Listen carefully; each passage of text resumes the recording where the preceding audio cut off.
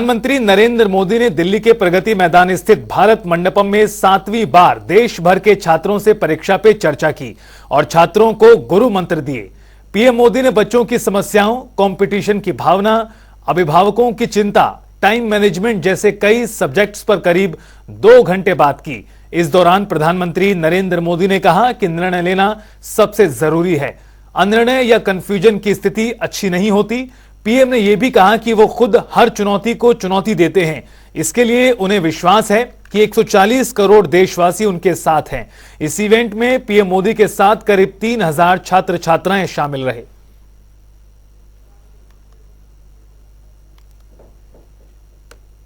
जीवन में चुनौतियां न हो, स्पर्धा न हो, तो फिर जीवन बहुत ही प्रेरणाहीन बन जाएगा, चेतनाहीन बन जाएगा। कंपटीशन होनी ही चाहिए, कंपटीशन हेल्दी होना चाहिए। कभी कभी इस प्रवृत्ति का जहर, ये बीज पारिवारिक वातावरण में ही बो दिया जाता है। घर में भी माँ बाप, 2 बच्चे हैं तो दोनों के बीच में कभी एक के लिए अच्छा बोलेंगे, कभी दूसरे के लिए, तो कभी उन 2 भाई बहन में भी या 2 भाई में भी या 2 बहनों में भी कि कृपा करके बच्चों की इस प्रकार की कंपैरिजन, अपने ही संतानों की ऐसी कंपैरिजन मत कीजिए। उसके अंदर एक द्वेष का भाव पैदा कर देते हैं और वो परिवार में भी कभी न कभी लंबे समय के बाद वो बीज एक बहुत बड़ा जहरीला वृक्ष बन जाता है। आप ऐसा सोचो कि नहीं पढ़ना है तो बस विंडो बंद, पढ़ाई, बाकी सब बंद, ऐसा कभी नहीं हो सकता है। जीवन ऐसे नहीं जी सकते हैं और इसलिए जीवन को थोड़ा संतुलित बनाना पड़ता है। कुछ लोग होते हैं खेलते ही रहते हैं, वो भी एक संकट होता है। लेकिन जब आपको एग्जाम देनी हो, क्योंकि लौकिक लाइफ जीवन में इन चीजों का अपना महत्व है, इसको टाल नहीं सकते।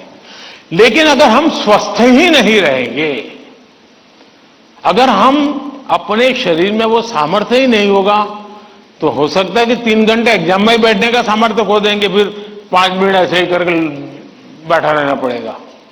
और इसलिए स्वस्थ शरीर, स्वस्थ मन के लिए भी बहुत जरूरी है। हमें अपने दोस्त में से ईर्ष्या भाव के बजाय उसके सामर्थ्य को ढूंढने का प्रयास करना चाहिए। उसके अंदर अगर मैथमेटिक्स में एक्सपर्टाइज है, मेरी कम है, मेरे टीचर से ज्यादा अगर मेरा दोस्त मुझे मैथमेटिक्स में मदद करेगा तो वो मेरी साइकी समझ करके करेगा और हो सकता है मैं भी उसी की तरह मैथमेटिक्स में आगे जाऊंगा। वो अगर लैंग्वेज में वीक है और मैं लैंग्वेज में मजबूत हूं, मैं अगर लैंग्वेज में उसकी मदद करता हूं, तो हम दोनों को एक दूसरे की ताकत जोड़ेगी और हम अधिक सामर्थ्यवान बनेंगे। किसी भी प्रकार के प्रेशर को झेलने के लिए सामर्थ्यवान बनाना चाहिए। रोते बैठना नहीं चाहिए। मान के चलना चाहिए कि जीवन में आता रहता है, दबाव बनता रहता है, तो खुद को तैयार करना पड़ता है। अब जैसे कभी आप उस स्थान पे जाते हैं जहां ठंड ज्यादा है और आप किसी गर्म इलाके में रहते हैं, तो हम मन को तैयार करते हैं कि आज अब मुझे 3-4 दिन के बाद ऐसे इलाके में जाना है जहां ठंड ज्यादा है। तो मन से आप तैयार करते हैं तो धीरे धीरे तो लगता है, पहुंचने के बाद कभी लगता है यार मैंने तो सोचा था उससे तो ठंड कम है, क्योंकि आपने मन से तय कर लिया है, नियम से, कि भाई मैं दिन में कैसे भी करके इतना तो मौका निकाल दूं ताकि मुझे सनलाइट के साथ नाता रहे। उसी प्रकार से कितना ही पढ़ना क्यों ना हो, लेकिन नींद को कभी भी कम मत आंकिए। जब अपनी मम्मी हमको कहती हैं कि सो जाओ, तो उसका इंटरफेरेंस मत मानिए। आप आवश्यक नींद लेते हैं कि नहीं लेते हैं, वो आपके स्वास्थ्य पर बहुत बड़ा महत्वपूर्ण है।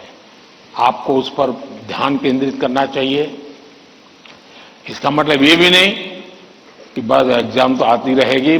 मोदी जी को मिला था, उसने कहा है सो जाओ। डेली जितना समय आप अपने पठन पाठन में लगाते हैं स्कूल के बाद, उसका मिनिमम 50%